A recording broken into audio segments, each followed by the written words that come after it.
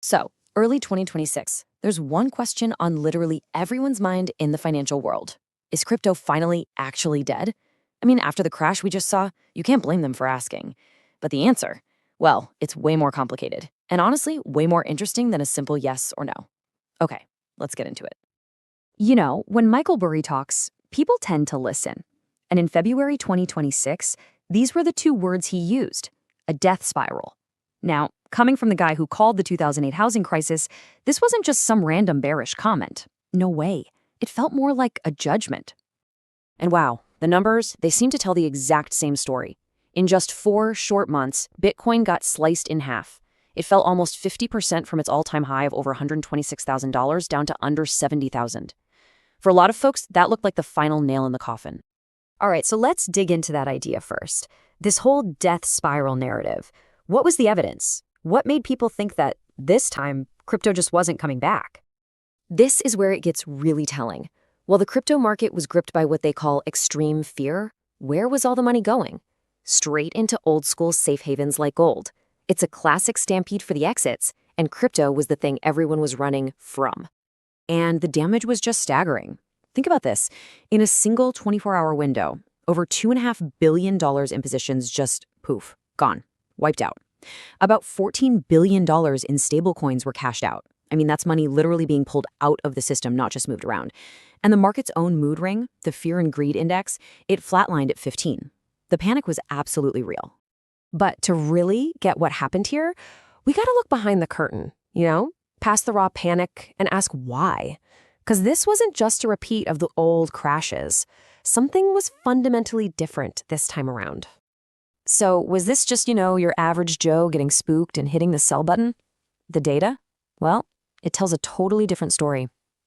This crash wasn't started from the bottom up. Nope, it was engineered from the top down. And the key to the whole thing is this strategy called the basis trade. It sounds complicated, but it's pretty simple. Hedge funds were buying actual Bitcoin through ETFs, and at the same time, they were selling Bitcoin futures. They weren't betting on the price going up or down, they were just skimming a tiny profit off the price difference between the two, kind of like a risk-free yield. The problem was, by early 2026, the party was over. That little profit margin, it shrank to below 5%. And for these huge funds, it just wasn't worth it anymore. So what did they do? They started to unwind.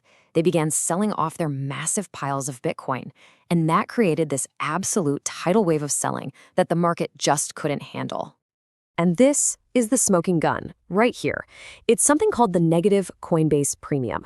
For 21 days in a row, Bitcoin was actually cheaper to buy on US exchanges than anywhere else.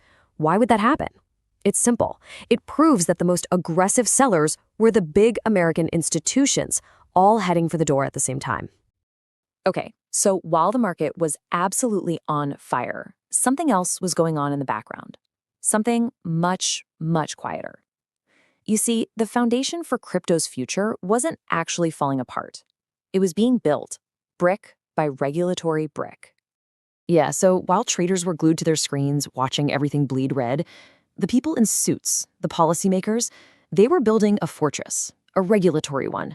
And it wasn't designed for speculation. It was designed for a mature, grown-up financial industry. And this wasn't some knee-jerk reaction to the crash. Look at the timeline. Way back in July 2025, the US passed a huge bill for stablecoins called the Genius Act. Over in Europe, they were already rolling out their big MiCA framework. And even during the crash, the US Senate was working to finally get clarity on who regulates what. This is what growing up looks like. And that Genius Act was a total game changer. It said stablecoins have to be backed 100% by super safe stuff like cash or US treasuries. It demanded audits, public reports, the whole 9 yards. Basically, it took stablecoins from this kind of sketchy Wild West thing and made them a legit, regulated part of the financial system. That's huge. But wait, there's more. Regulation is one thing, but at the exact same time, a quiet tech revolution was kicking into high gear, bringing actual, real-world value onto the blockchain. This whole revolution has a name: Real-World Asset Tokenization, or RWA. It's a simple but incredibly powerful idea. You take a real asset, like a building, a stock, a government bond, and you create a digital twin, a token that lives and trades on a blockchain 24/7. And we're not talking about some niche little experiment here. By the end of 2025, this market had already exploded to over $36 billion. And get this, that's not even counting stablecoins. This is tangible, real value becoming the new anchor for the whole ecosystem. So what exactly are these real-world assets? Well, when you look at the breakdown, it's pretty mind-blowing. The single biggest piece of the pie, almost half the market, is tokenized US Treasury bonds. Yeah, we're talking about the bedrock of the entire global financial system being moved on-chain, followed by things like real estate and private equity. So let's put it all together. You've got these two totally opposite stories happening at the same time. On one hand, you have a market in total chaos because the big institutions are selling off. But underneath all that noise, a new foundation of regulation and real-world value is being built at lightning speed. This isn't a death spiral, it's a realignment. And this right here shows you how the game has completely changed.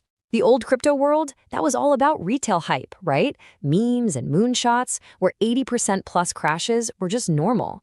The new crypto cycle is driven by big institutional money and what's happening in the global economy. A 50% correction, while it hurts, is actually the new normal for a major downturn in a grown-up asset class. And I think this quote just nails it perfectly. What we're seeing isn't an industry dying. It's an industry going through a painful, messy, but totally necessary transformation. It's growing up. So, no, crypto isn't dead. Not even close. It's being rebuilt from the ground up on a foundation of rules and real value. The speculative casino is closing down and the builders have moved in. The only real question left is, what are we going to build on these new, much stronger foundations?